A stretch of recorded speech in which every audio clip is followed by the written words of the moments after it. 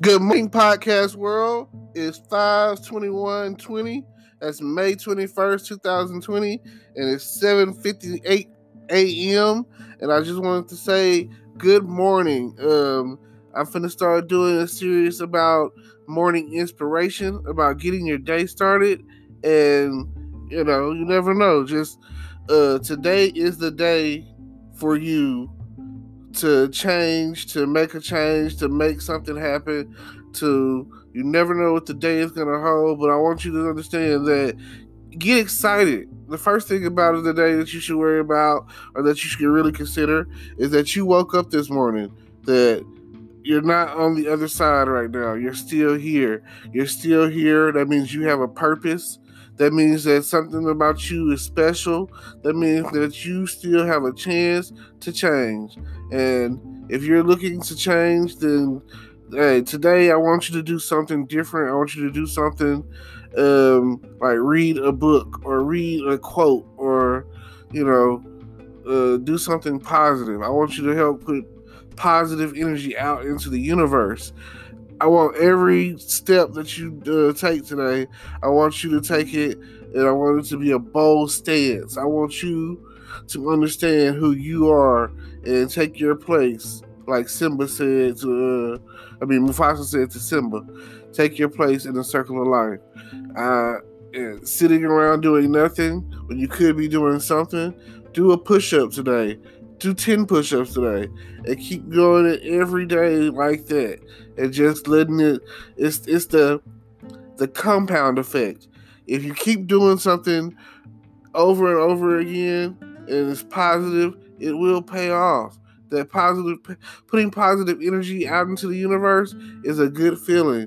And that itself is its own reward, Like, understand, if you build up with enough positive energy, you can change the world. You never know.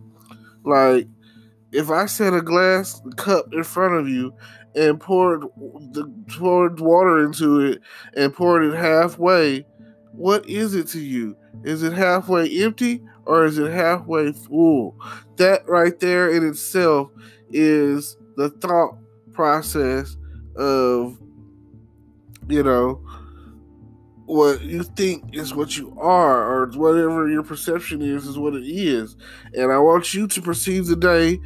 Today is sunny. Today is rainy. It doesn't really matter because today is still a good day. Like, you need that. You need the rain. You need the sun. You need all of that. It doesn't matter where you are or what you're doing. If it's snowing, it's part of God's plan.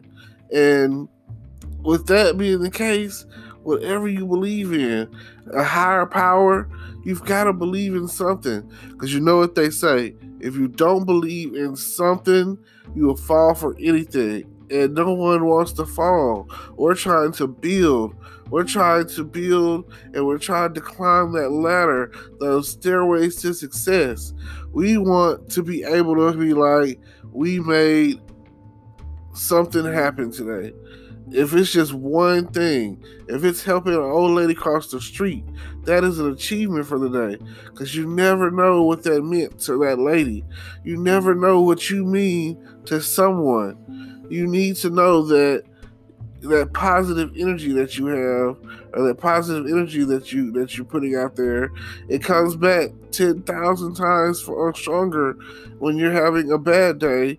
And you have to chip away at some of the good days, and you have to think about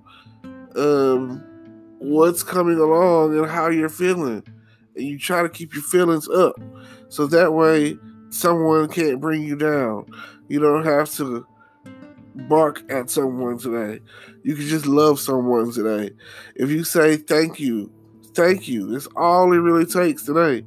And if you do that, you'll understand that there's always a way to better yourself. And that's what you're looking to do on a daily basis.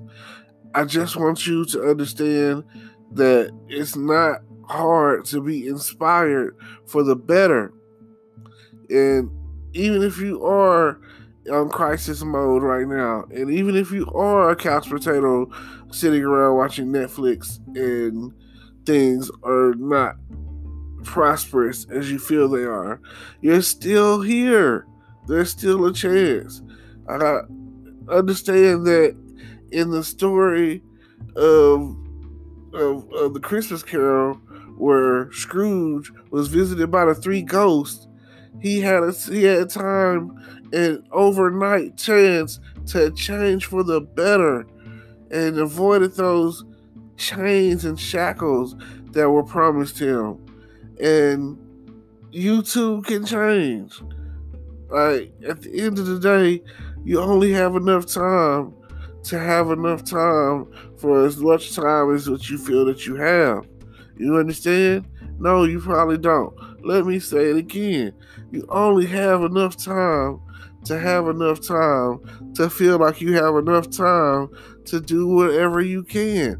You can do whatever you want. It's still, you still have time. You understand what I'm saying? Like, listen to me. Time sounds relative. Time is a construct. Time is like the most precious and most valuable thing that you have. And I want you to use your time wisely. I want you to understand that while you're here on God's green earth, that you can definitely make a change. Last night, I listened to the lady, and she was speaking. I came across the thing on Facebook where it was a video where it was a lady. She's like 69 years old, and she was talking about new racism. And she was like, she didn't want to be racist. She never wanted to be racist. She was like, racism for her was something that was taught. And she grew up that way. But she was like, racism is like, it isn't like a cavity that you can go to the dentist and just get it filled or removed. She was like, it's something that you got to work at every day to resolve, to fix. She was like, racism is like gingivitis. She was like, it's like halitosis, you know? She was like, you got to keep working at it in order for you to fix it, because otherwise it's going to come back on you if you don't. She was like, you got to brush and floss your teeth every day when it comes to racism. And because if you don't, it's going to pop back up. It's going to flare back up. So it's something that you have to work at every day. And it was a strong message, because here this is, this 69-year-old white lady openly admitting her issue with racism, and that how she's trying to overcome the what she's been taught as far as the racial agenda. And it was a beautiful thing. This lady didn't have to do that, you know. She didn't have to stand up in front of thousands of black people and talk about how she knew that she was racist, and that she's, you know, experienced being on the other side of racism. You know, she knows that what she was taught, she knows that it's wrong, and she's basically repenting from the wrong that she's been taught. She can't help it, is basically what she said. And she was like, it's people out there, you just, you know, that's what you've taught, that's what you know. So I'm sorry, you know, apologize for being racist, for any of the, for her faults that was placed on her as a child growing up, festering with that racial issue. And okay, they speak on the 12-step process, and the first process to overcome is admitting that you have a problem. Admitting, and then the next part of it is like you admit you have a problem, then you have a desire to change. And if everyone comes into the world and desires to change. If you have a desire to change, then if you work at it, like she was saying, she was like, you got to work at it every day, every day. And if that's the case, if you're gonna, if that's what, like, I understand where she's coming from. Like, whatever your issue is, you write it down and you work at it every day. If your issue is to get a better job, if your issue is to start your own business, your issue is to get your hair done for the day, get your nails done.